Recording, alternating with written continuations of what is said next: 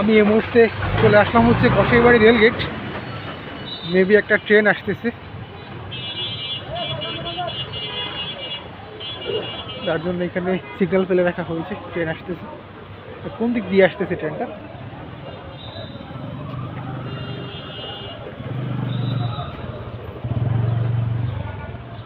Train দেখাও যাচ্ছে না কোন দিক দিয়ে আসতেছে।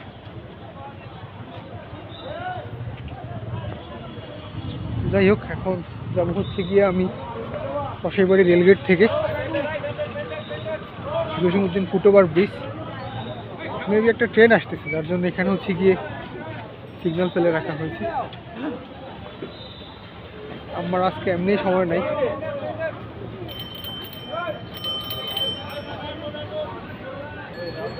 আজকে এখানে কি হলো, এখানে আজকে এখানে রিক্সা নাই। অন্য দিনগুলোতে এখানে প্রচুর রিক্সা থাকে, আর আজকে রিক্সা নাই, জায়গাটা পুরাই খালি।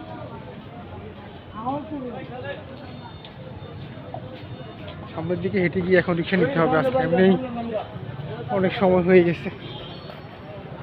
এই জ্যামের পিছনে আমার আজকে পুরো 1 ঘন্টা শেষ। আমি প্রথমে বাসার সামনে থেকে হেঁটে চলে গিয়েছিলাম দক্ষিণখান বাজার অটোতে ওঠার জন্য। দক্ষিণখান বাজার থেকে আবার ফুটওভার ব্রিজ এই মুহূর্তে রিক্সায় উঠতেছি। ভাই দাঁড়াও, রহিম যাও। আসলে আজকে হাতে সময় খুব একটা নাই।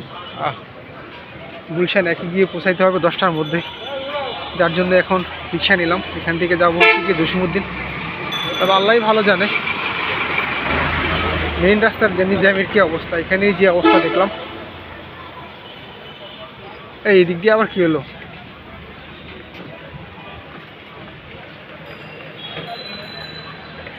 বাহ, নাইস। এটা হচ্ছে আর্মড পুলিশ ব্যাটালিয়ন স্কুল। এই গাড়িগুলো কিন্তু তেল নেওয়ার জন্য দাঁড়িয়ে আছে। পুরো সিরিয়ালটাই হচ্ছে তেলের সিরিয়াল।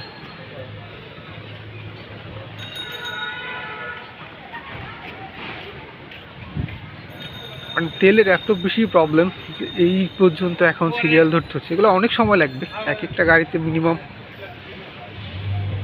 1 থেকে 1.5 ঘন্টার মধ্যে এগুলো সামনে হয়েছে জসীমউদ্দিন ফুটওভার ব্রিজে পৌঁছাতে পারবে কিনা সন্দেহ আছে, তাই না মামা? 1.5 ঘন্টা 2 ঘন্টা এখানে বসে থাকতে হয়। মানে এখন গাড়ি কিনেও শান্তি নেই।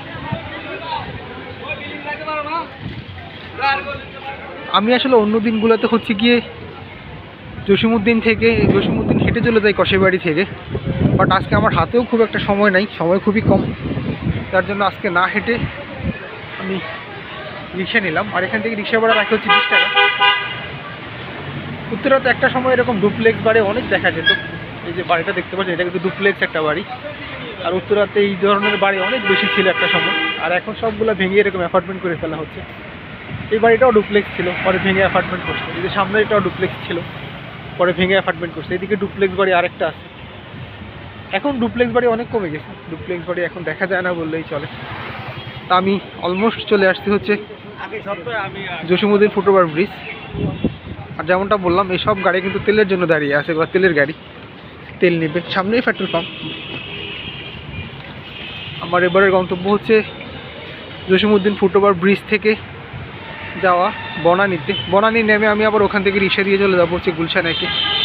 আজকে আর হেঁটে যাওয়া যাবে না। আর আমাদের এই ফুটওভার ব্রিজটা কিন্তু খুবই সুন্দর, দেখেই হয়তো বুঝতে পারছেন। বাট উঠতে কিন্তু ভালো কষ্ট আছে। যারা একটু বয়স্ক বা ছোটো বাচ্চা, এদের পা ব্যথা করবে। তো এইখানে এই মুহূর্তে আসলে বাস নেই, সবাই দাঁড়িয়ে আছে। বনানী এটা তো বনানী যা আসবেনি না। এটা আবার হাতির ঝিল কবে ঢুকলো? তো আজকে ব্যাড লাক বলা চলে। রাস্তাতেও গাড়ি নাই। আসার সময় অনেকক্ষণ জ্যামে বসা ছিলাম। আর এখন এই দিকটা পুরোটাই হচ্ছে গিয়ে খালি। এটা হচ্ছে কি আসমানি, এটা আবদুল্লাহপুর এয়ারপোর্ট, কুড়িল বিশ্ব রোড, রামপুরা, বাড্ডা রোডে ঢুকবো না। বাড্ডা রোড দিয়ে গেলে আজকে জীবনপুর এক্সপ্রেস কত ইয়ে। নিচ দিয়ে তো যেতে মন যাচ্ছে না, নিচ দিয়ে গেলে অনেকক্ষণ জায়গায় বসে থাকতে হবে। বনানী